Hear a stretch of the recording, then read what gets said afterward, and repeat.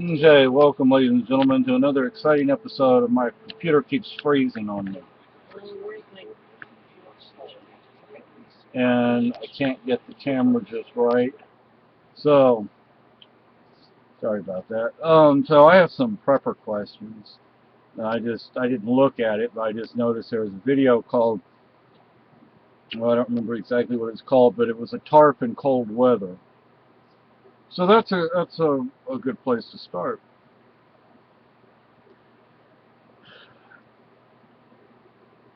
We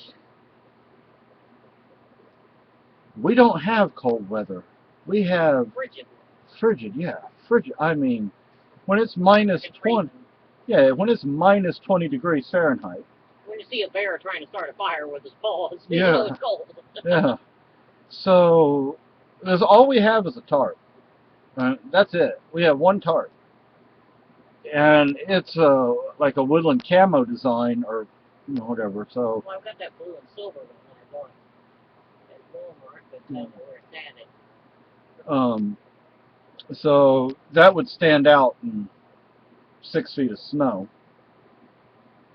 Um, so how would you contend with surviving in winters where there is several feet of snow, the temperature is several, I mean, 10, 20 degrees below freezing, and it freezes on me again.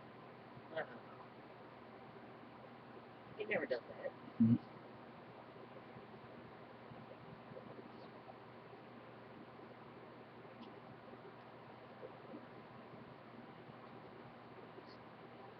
There we go. So I don't know what you got in the last 30 seconds because it froze on me. Um, I did put like snowshoes and stuff on our wedding registry. We have one pair of snowshoes, and they're really not the right size for either one of us. They would work for my fiance better than they would for me. But even then, they're not really big enough. I wanted a pair of snowshoes. We were at the store at the Pel Oh, here's. Pelletiers buying a pistol that I thought was going to be more for my fiance, but the grip is kind of big for her. Yeah, so I have it on my gear. But he had a pair of snowshoes. He had several pair, but one pair that we had the money for at the moment, and I bought it, but is really not big enough. It would also help to have cross country skis. I don't know anything about skis. I don't know the difference between a cross country ski and a downhill, except downhill are short and cross country is supposed to be long. What about snow boots or ski boots? I don't know about this stuff. And let me tell you something. If you're tromping through, if you're having to tromp through the bush, and there's 3 feet or 5 feet or 6 feet of snow on the ground, it's going to take you a long time to get anywhere. Even with snowshoes, even with skis, it's going to take you a long time to get anywhere. And you're going to get worn out really, really fast. And your boots are going to get wet because the temperature of your foot is going to help melt that snow outside of there, plus the friction of your boot going into the snow. And all that snow, remember, snow is water. It's frozen water. Your boots are going to get soaked really fast. And you're going to be really uncomfortable. You're going to need to take them off, take your socks off, put something to dry your feet off, because otherwise you could kill you. So, what do people have to say about if we had to bug out in wintertime, if there was a natural disaster, man-made disaster, etc., what would you, and it froze on me again,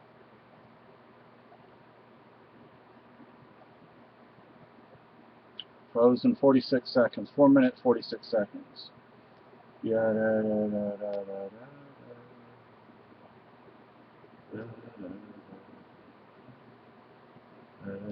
There we go. Now 5:09.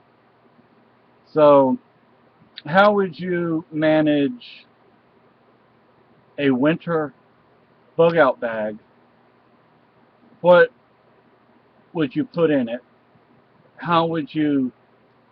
See, I've said before, I used to backpack and rock climb, but that was I never did it in the wintertime. Well, I camped in the wintertime a few times, but that was in Texas. It didn't matter. Um, Up here, it's not like that. Up here, in Texas, it gets to, let's say, 30 or 25. People are like, oh no, we're going to die. But up here, if it gets to minus 20, that's just the way it is.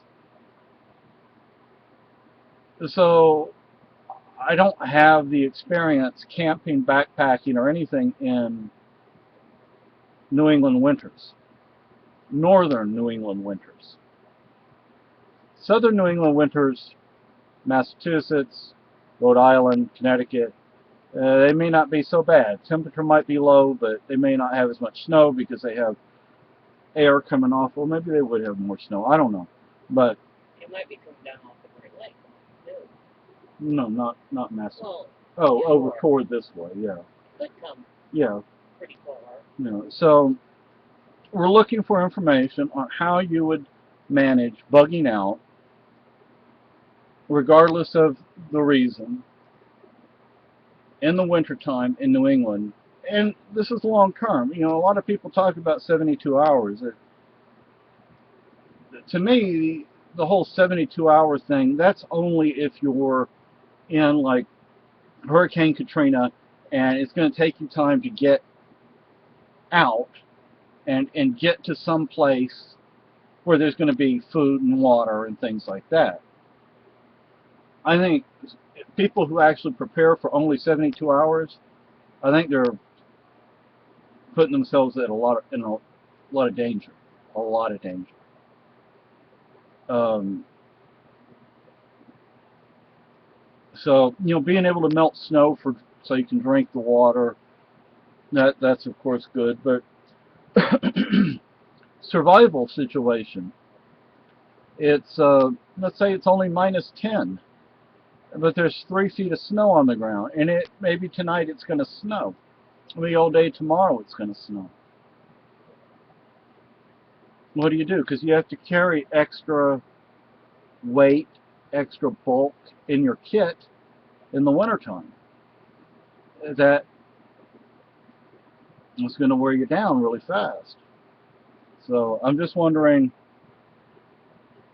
what people have to say on the matter of bugging out in the winter. Thank you.